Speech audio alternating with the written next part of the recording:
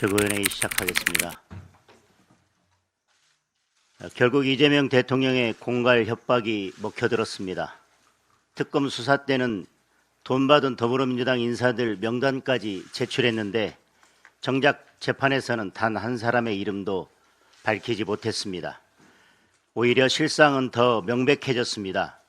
이재명 정권과 더불어민주당이 통일교 불법 자금과 무관하다면 대통령이 직접 나서서 입을 틀어막을 이유가 없습니다. 대통령의 겁박에 통일교가 입을 닫은 것은 통일교와 유착된 것이 이 정권과 더불어민주당임을 입증하는 것입니다. 수천만 원 돈을 받고 1,000만 원 넘는 명품 시계를 받고 출판 기념회 후원금 등으로 금전적 지원을 받았다고 합니다. 대통령 최측근 인사들의 이름도 여기저기 등장합니다. 이재명 대통령이 더불어민주당 대표 시절 통일교 핵심 인물에게 직접 임명장을 수여하는 영상까지 있습니다. 그렇다면 이 사건의 정점에 과연 누가 있겠습니까? 그 실상이 드러나는 것이 두려워 진실을 묻으려는 것입니다. 이재명 대통령이 특검 수사 내용을 미리 보고받고 국무회의 공개 겁박에 나선 것이라는 의심도 지울 수가 없습니다. 대장동 항소 포기처럼 이제 국무회의는 법원과 검찰을 겁박하는 컨트롤 타워가 되었습니다. 죄를 죄로 덮는 것은 파멸의 지름길입니다. 민중기 특검의 선택적 수사와 대통령 사전 보고 여부, 국무회의 발언 경위에 이르기까지 특검을 통해 진상을 밝혀야 할 심각한 국정농단입니다. 더불어민주당은 종합특검을 운운하고 있는데 이 사건부터 특검을 해야 할 것입니다. 대통령도 여야 없이 철저하게 수사하라고 지시했습니다. 야당에 대해서는 이미 특검에서 충분한 수사가 이루어졌습니다.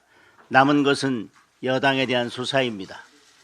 더불어민주당은 피하지 말고 특검을 수용하기 바랍니다.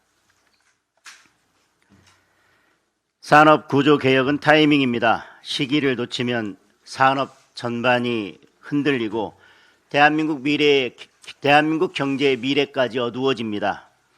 지금 우리 경제는 심각한 구조적 위기에 직면해 있습니다. 특히 우리의 주력 산업 가운데 하나인 석유화학 산업은 산업 재편과 체질 전환이 시급합니다. 글로벌 공급 과잉과 무리한 설비 증설에 고금리, 고환율, 고비용의 삼중 압박이 더해지면서 산업의 생존을 걱정해야 하는 상황입니다.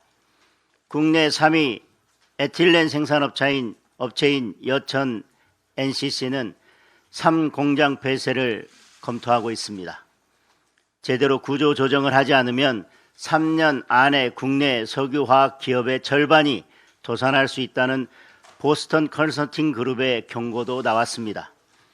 타이밍을 놓치면 제조업을 지탱하는 기반 산업이 무너지고 수십만 개의 일자리가 사라질 것입니다. 우리 경제의 기초 체력도 현저하게 약화될 것입니다. 정부가 산업 재편의 방관자가 되어서는 안 됩니다. 자구안을 내라고 독촉만 할 것이 아니라 금융 세제 지원, 에너지와 물류비 절감, 규제 완화 등 적극적인 지원을 펼쳐서 체질 전환을 뒷받침해야 합니다. 특히 산업용 전기요금의 인하는 더 이상 미룰 수 없는 과제입니다. 우리나라의 단위당 전기요금은 192원으로 미국 112원, 중국 127원에 비해 상당히 높은 수준입니다. 비싼 전기요금이 우리 산업의 경쟁력을 떨어뜨리고 있습니다. 여수와 서산을 비롯한 산업위기 선제 대응 지역만이라도 전력산업 기반 기금을 면제하도록 전기사업법을 개정해야 합니다. 산업 경쟁력이 높아져야 경제 활력이 살아나고 경제 활력이 살아나야 민생도 살아날 수 있습니다. 우리 당은 산업 현장의 위험 신호를 무겁게 받아들이고 현장의 부담을 실질적으로 덜어드릴 수 있는 정책들을 적극적으로 발굴해서 추진해 나가겠습니다. 이상입니다.